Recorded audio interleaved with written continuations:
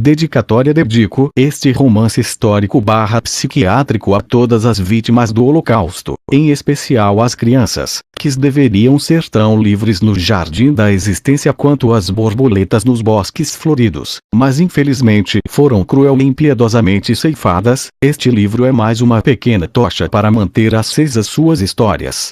Dedico-o também às crianças de todas as gerações que, direta ou indiretamente, foram vítimas dos mais diversos tipos de holocaustos. Uma espécie que não protege carinhosamente os seus filhos não é digna de ser viável. Dedico-o também aos mais importantes e dos menos valorizados profissionais das sociedades modernas, os professores. Eles são tão ou mais importantes do que os psiquiatras e os juízes de direito, pois lavram os solos da psique dos seus alunos para que protejam sua emoção, gerenciem seu estresse, desenvolvam o altruísmo e acima de tudo se tornem autores da sua própria história, para que não adoeçam nem cometam crimes.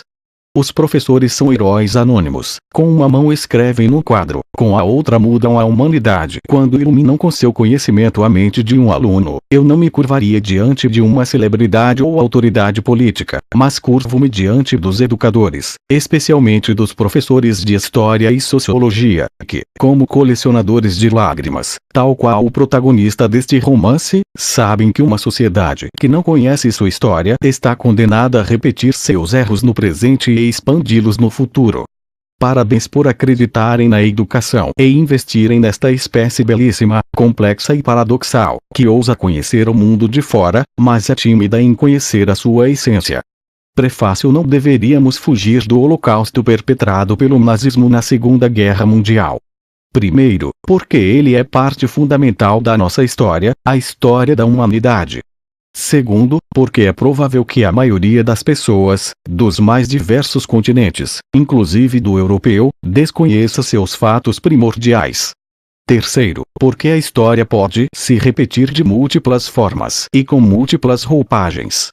Quarto, porque não há garantias de que a educação clássica que nos arremete para fora, para conhecermos dos segredos dos átomos até a intimidade das células, que nos seduz com milhões de dados que passeiam pela matemática física, possa produzir uma massa crítica capaz de prevenir em tempos de crises econômicas e sociopolíticas a ascensão de novos Hitlers, portando soluções mágicas radicais e inumanas.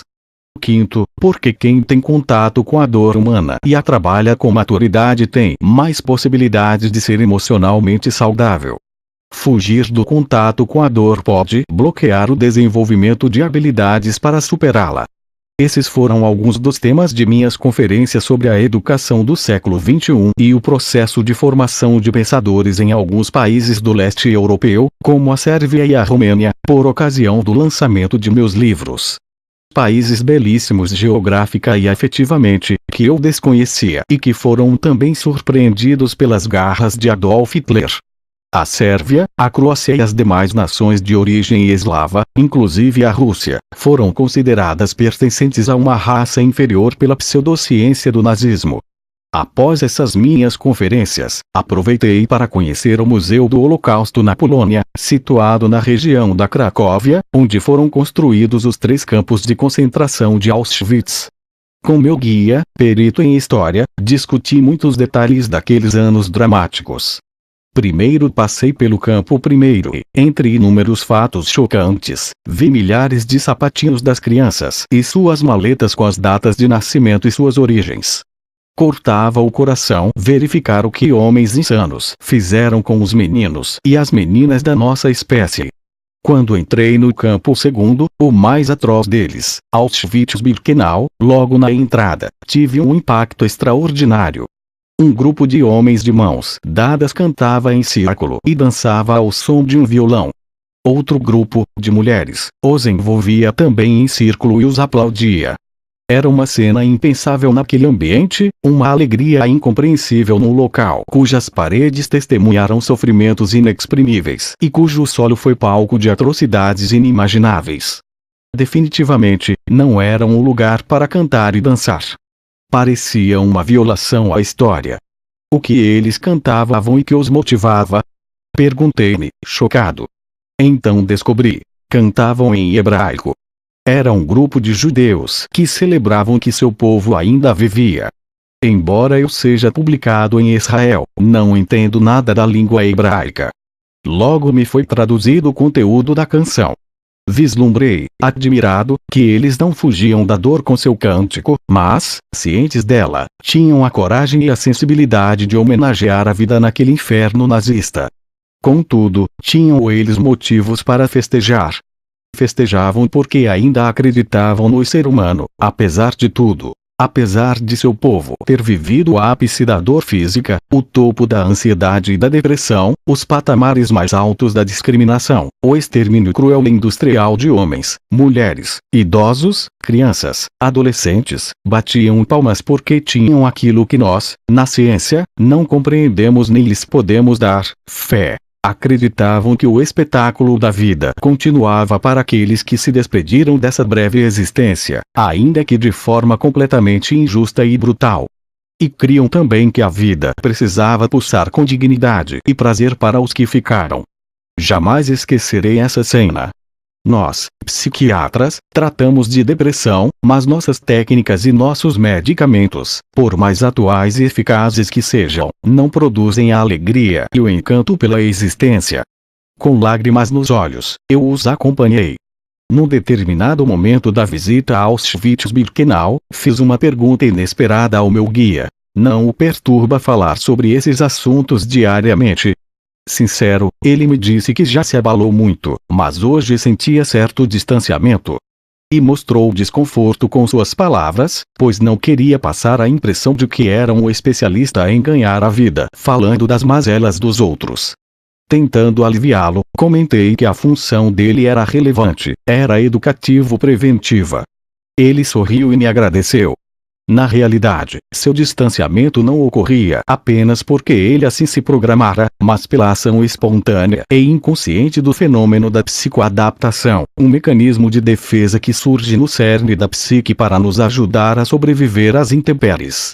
Muitas vítimas, dentro dos campos de concentração, tinham desenvolvido esse mecanismo. Disputavam acirradamente um mísero pedaço de pão. Em seguida, mais íntimo de mim, o guia confessou que o que mais o abalava era crer que não era possível que todos os cerca de 8.000 policiais nazistas de Auschwitz fossem psicopatas. É uma questão crucial. Sabendo que eu investigava a psique humana, queria saber minha opinião.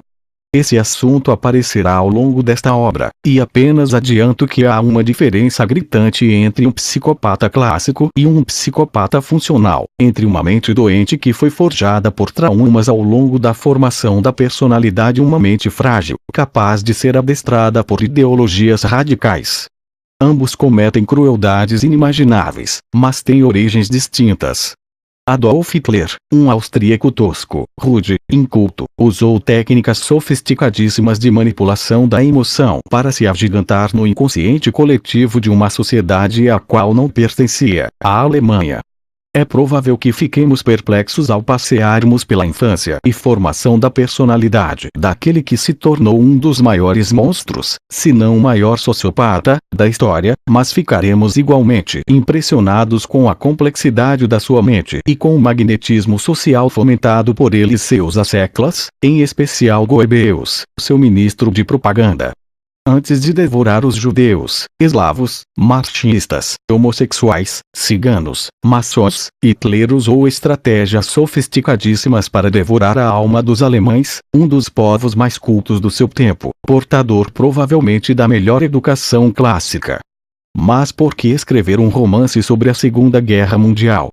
O romance produz uma abertura e uma liberdade maior para tentar reconstruir o drama e os fatos históricos, e quem sabe esse formato possa despertar o interesse não apenas de adultos, como também dos jovens para expandir sua cultura sobre esse tema fundamental da história. Os jovens germânicos daquela época aderiram em massa às ideias megalomaníacas do nazismo. Procurar escrever este romance dos ângulos da psiquiatria, da psicologia, da filosofia, inclusive da sociologia, tocou as raízes da minha emoção, gerou-me insônia. Nunca mais serei o mesmo. Sempre abordei os grandes conflitos psicossociais em meus livros de ficção e não ficção, inclusive o cárcere da emoção em sociedades democráticas. Agora chegou a vez de falar sobre o Holocausto. Há cerca de 10 anos, nos intervalos das minhas obras, tenho trabalhado na arquitetura deste romance.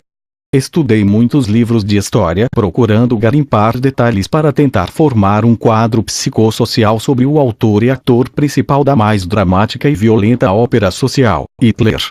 O historiador aponta os fatos e ambientes, o ficcionista constrói personagens, e o psiquiatra e o psicoterapeuta transportam-se para dentro deles. Dessas atuações, a última mexeu com minha estrutura. Por ser este um romance histórico, diferentemente de outros romances, fiz questão de colocar, à medida que a trama se desenvolvia, diversas referências bibliográficas que apontam alguns dos textos dos livros que estudei para escrevê-lo. Foi uma tarefa extenuante e um aprendizado constante. Apesar de todo o meu esforço, peço desculpas sinceras pela imperfeição desta obra.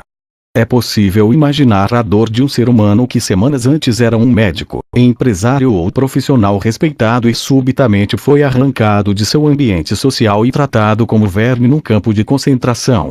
É possível vivenciar a tortura emocional de mulheres que frequentavam festas e usavam roupas confortáveis e abruptamente foram atiradas como animais em trens fétidos para, se tivessem sorte, serem escravas, se não, serem asfixiadas sumariamente. E sobre as crianças judias, que, antes de serem judias, eram filhas da humanidade. Elas brincavam com seus amigos e se escondiam atrás das árvores, mas abruptamente foram arrancadas de suas escolas, transportadas em condições inumanas, sem água nem comida, e silenciadas numa câmara de gás como se fossem objetos. E o que poderíamos dizer dos doentes mentais alemães, que mereciam diletos afetos e solenes apoios para suportar o caos de um transtorno psíquico, mas foram eliminados pelo nazismo para purificar a raça ariana? Não, definitivamente não é possível resgatar o pesadelo sofrido pelas vítimas do Holocausto, mas tentei. Muitos me disseram: por que entrar nessa seara? Por que não escolher temas menos complexos para desenvolver? Sinto-me atraído para escrever sobre esse drama. Minha responsabilidade perante milhões de leitores em mais de 60 nações não é produzir uma obra que faça sucesso, mas que possa trazer alguma contribuição à consciência crítica e à formação de mentes livres. A violência não é produzida apenas por seus patrocinadores, mas também pelos que se calam sobre ela. Fiquei convicto de que o Holocausto patrocinado pelos nazistas não foi apenas um acidente histórico violento e inumano, mas colocou em xeque a viabilidade da única espécie que pensa e tem consciência que pensa, pelo menos quando submetida a determinados níveis de estresse político-econômico-cultural. Não havia regras nem justificativas para matar, ainda que todas elas sejam inaceitáveis e insanas, eliminava-se pelo simples prazer mórbido de eliminar. Penso que a educação que contempla somente as competências técnicas, que não esculpe a resiliência, o altruísmo, a generosidade, a capacidade de se colocar no lugar dos outros, de expor e não impor as ideias, e, em especial, de pensar como humanidade, não previne novos holocaustos, não viabiliza a espécie humana para seus futuros e cáusticos desafios, ainda que promova o PIB, Produto Interno Bruto. Somos americanos, europeus, asiáticos, africanos, judeus, árabes, muçulmanos, cristãos, budistas, ateus, mas acima de tudo constituímos uma única e grande família, a humanidade. Pensar como espécie é a mais nobre e sofisticada de todas as funções da inteligência, mas uma das pouquíssimas desenvolvidas. Este romance disseca que somos equipados, treinados e até viciados em pensar como grupo social. E quem pensar como grupo racial, político, acadêmico, religioso, muito acima da espécie humana, terá dificuldade de desenvolver um romance com a humanidade. poderá não contribuir para aliviar suas dores, nem promover a tolerância e a paz social, mas terá grande chance de aumentar suas chagas. Capítulo 1. O terror noturno. Sem gritar nem chorar, pais e filhos judeus tiravam as roupas, reuniam-se em círculos familiares, beijavam-se e despediam-se uns dos outros, esperando por um sinal de outros homens da SS que ficavam perto da vala com chicotes nas mãos. Durante os 15 minutos que estive presente naquele cenário, não ouvi nenhum pedido de clemência diante do pelotão de fuzilamento. O que mais me abalou foi presenciar uma família de umas 7 pessoas, um homem e uma mulher de aproximadamente 50 anos, com 2 filhas, de 20 e 24 anos, 3 meninos, de 10, 7 e um de apenas 1. A mãe segurava o bebê. O casal se olhava com lágrimas nos olhos. Depois, o pai segurou as mãos do menino de 10 anos e falou com ele ternamente. O menino lutava para conter as lágrimas. Então ouvi uma série de tiros. Olhei para a vala e vi os corpos se contorcendo ou imóveis em cima dos que morreram antes deles. Não. Covarde. Omisso. Júlio Verne movia-se na cama em estado de choque. Tivera um pesadelo com um dos fatos mais sombrios da Segunda Guerra Mundial. Acordou subitamente com o coração palpitando, as artérias pulsando, os pulmões ansiosos em busca de oxigênio, as mãos gélidas e hematidrose, suor sanguinolento desencadeado em casos raríssimos de intenso estresse. Autoflagelava-se batendo em seu rosto e bradando: "Sou um fraco. Por que não reagi?" E chorava copiosamente, embora as lágrimas raramente fizessem parte do cardápio dos seus sentimentos. Catherine, sua esposa, assombrada, acendeu a luz do abajur. "O que foi, Júlio? O que aconteceu?" Sem prestar-lhe atenção, ele, em estado de pânico, continuava punindo-se.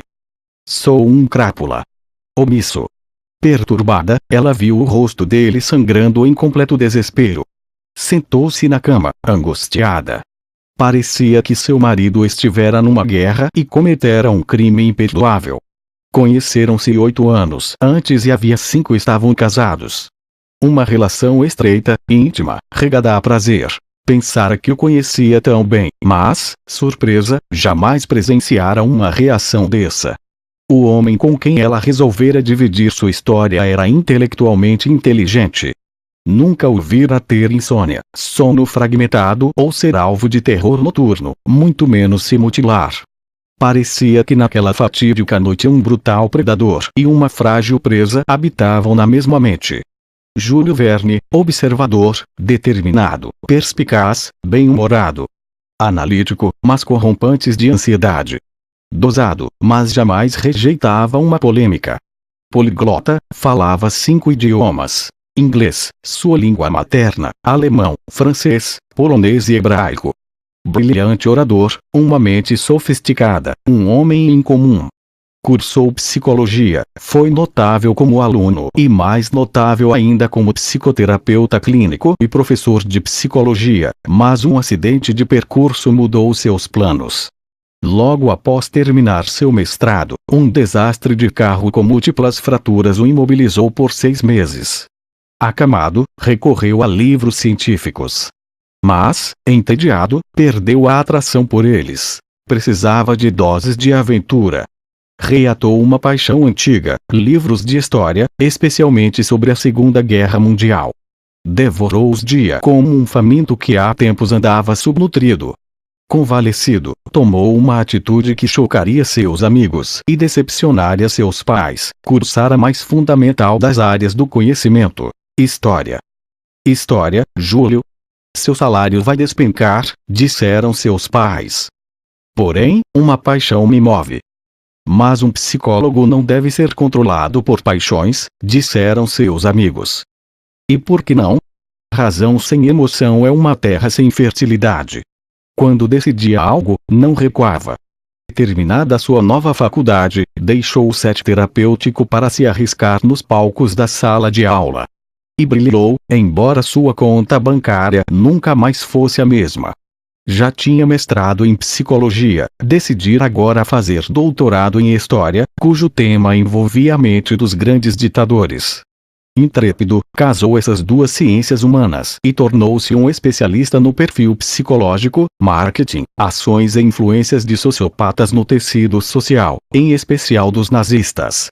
O professor era de origem judaica, tinha 38 anos, morava em Londres, a cidade que no fim da primeira metade do século XX fora a capital da resistência ao nazismo. Filho único, 1,83 m, cabelo liso, preto, magro, nariz que se sobressai na arquitetura facial, olhos amendoados e castanhos. Fora dos padrões de beleza, mas atraente. Recebeu o nome Júlio Verne por causa do fascínio de seus pais, Joseph, comerciante de artes e de produtos eletrônicos, e Sarah, proprietária de uma requintada loja de grife feminina, pelo lendário escritor francês Júlio Verne. Joseph e Sarah viajavam nos livros desse autor e sonhavam que seu filho, quando crescesse, libertasse seu imaginário e fosse um viajante no tempo. Só não sabiam que um dia ele o faria literalmente, primeiro em seus pesadelos e depois, o dramático pesadelo do professor o levou pela primeira vez a sair das páginas dos livros para o pulsar da história, vivenciando em seu psiquismo os horrores provocados por Hitler. Jamais havia tido a sensação de ter sido transportado no tempo com tanto realismo. Respirou a história. Mente invadida, tranquilidade furtada, ânimo esfacelado, dissipou-se sua serenidade. O que fiz? Por que me calei? Por quê? Dizia para si, ainda ofegante, Júlio Verne, que em seguida contou para Catherine os detalhes do seu pesadelo. Tinha como cenário o relato de Bertold Conrad Hermann Albert Speer, arquiteto-chefe do nazismo, ministro do armamento e amigo pessoal de Hitler. Após o término da Segunda Guerra Mundial, Speer, um dos entusiastas da construção da capital mundial sonhada pelo nazismo, contou para o Tribunal de Nuremberg, instalado para julgar os crimes de guerra, sobre o assassinato de famílias judias que ele presenciara. O arquiteto do nazismo vira de perto a grande obra de Hitler, o extermínio em massa de pessoas inocentes com requintes de crueldade. O professor não apenas sonhara com esse fato histórico, mas viu-se e sentiu-se participando em carne e osso do evento. Catherine ficou abalada com a descrição. Querido, se acalme. Estamos aqui saudáveis em nossa cama. E, tentando abrandar sua ansiedade, o abraçou afetuosamente, mas ele não se permitiu. Eu estava lá, Cat. Eu estava lá. Cat era o nome carinhoso pelo qual a chamava. Como assim, estava lá? Indagou ela, preocupada. Eu estava nesse episódio, mas foi só um pesadelo, disse ela, intervindo. Sim. Porém, não foi uma invenção do meu psiquismo. Foi um drama histórico. Contudo, eu me acovardei. Como pude fazer isso? Mas se foi um massacre judeu, por que em seu pesadelo você não foi assassinado? Esse era o problema. Eu não estava na pele dos judeus. Não estava sob a mira dos carrascos, ao contrário, estava trajando um uniforme da SS. Estava ao lado de Albert Speer. E respirou prolongadamente. Eu vi aquelas famílias morrendo na minha frente. Vi mães e crianças assassinadas impiedosamente. Sabia que eles pertenciam à minha raça. Mas não gritei em favor delas. Traí tudo o que penso.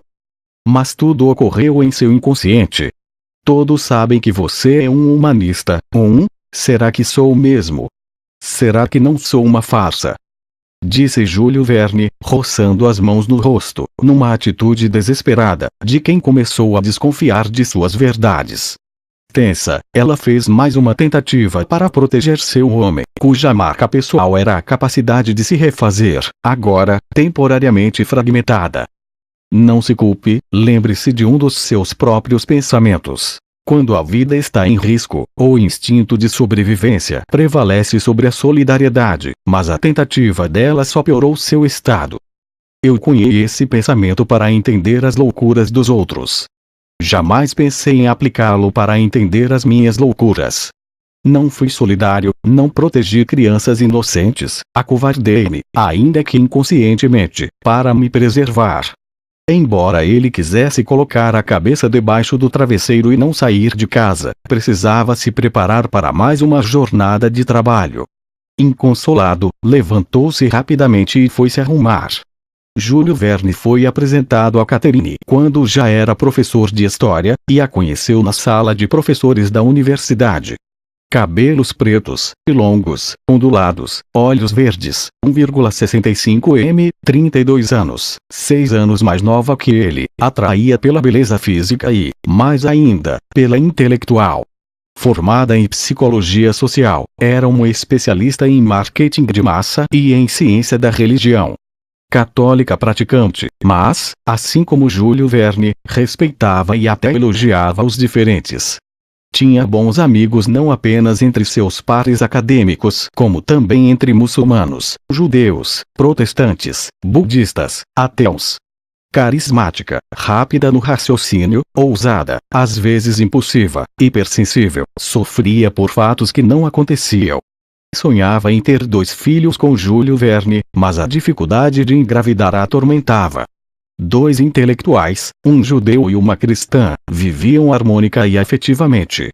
O segredo deles era simples. Não tinham a necessidade neurótica de mudar um ao outro, respeitavam a cultura de cada um. Raramente um casal fora tão apaixonado e bem-humorado. Catherine teve muitos pretendentes, mas ficou encantada com o professor de história, uma mente provocadora, instigante, que sabia que o tamanho das perguntas determina a dimensão das respostas. Seu intelecto era uma fonte insaciável de indagações, daí surgia a predileção dele por discussões, debates, saraus, mesas redondas. Mas os anos se passaram, e o sucesso acadêmico bateu-lhe à porta, e foi um desastre. Os aplausos e reconhecimentos se tornaram o único veneno que conseguiu asfixiar a mente do mestre. Intelectual renomado, escritor admirado, 5 livros publicados em mais de 30 países, o professor Júlio Verne deixou de se nutrir com o cardápio das dúvidas. Sua capacidade de perguntar, de passear por novas ideias, entrou em coma induzido. O pensador se apagou. A chama que fascinava Catherine estava se debelando. Suas aulas ainda eram didáticas, bem articuladas e tinham riqueza de detalhes, mas não oxigenavam o psiquismo dos seus alunos, não encantavam suas plateias, nem geravam introspecção e consciência crítica. Já não era um formador de pensadores, mas de repetidores de informações. Esquecera-se da frase que o moverá no início de sua carreira. No dia em que um professor deixar de provocar a mente de seus alunos e não mais conseguir estimulá-los a pensar criticamente, estará pronto para ser substituído por um computador. Fez essa frase para outros mestres. Era difícil aceitar que esse dia chegara para ele. Era igualmente difícil aceitar que preparava o alimento do conhecimento para uma plateia que não tinha apetite intelectual. A notável cultura de Júlio Verne não possuía sabor, induzia ao sono. Até que outro acidente de percurso, tão ou mais forte quanto o que o levara a ser um professor de história, começou a resgatá-lo. Seus terrores noturnos, arrumou-se em 5 minutos. Nunca dera importância para roupas de grife nem para combinações estéticas. Catherine o monitorava nessa área. Não tomou café da manhã, apetite zerado. Apenas pediu desculpas para a mulher que amava. Eu vou me recompor, Kate. Obrigado mais uma vez por investir em mim, falou afetivamente.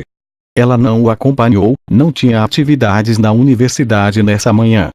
Mas lhe pediu: cancele suas aulas, você não está bem. Olhe para o seu rosto. Bem que eu queria, mas como? Os alunos estão me esperando. Não são culpados pelas minhas mazelas psíquicas. Beijou-a suavemente e se despediu. Os pesadelos começaram a se suceder noite após noite e fatos perturbadores começaram a ocorrer durante o dia, abalando e nutrindo a sua ansiedade, mas também, de algum modo, libertando-o do calabouço da mesmice e fazendo seu psiquismo voltar a se aventurar. Voltaria a brilhar em sala de aula, mas o preço era alto, muito alto. Schutzstaffel, SS Tropa de Proteção, criada inicialmente como guarda pessoal de Hitler, daí o nome, tornou-se com o tempo uma enorme organização paramilitar do partido nazista que se encarregava, entre outras funções, do projeto de extermínio em massa nos campos de concentração. Testemunho real de um observador sobre o extermínio judeu.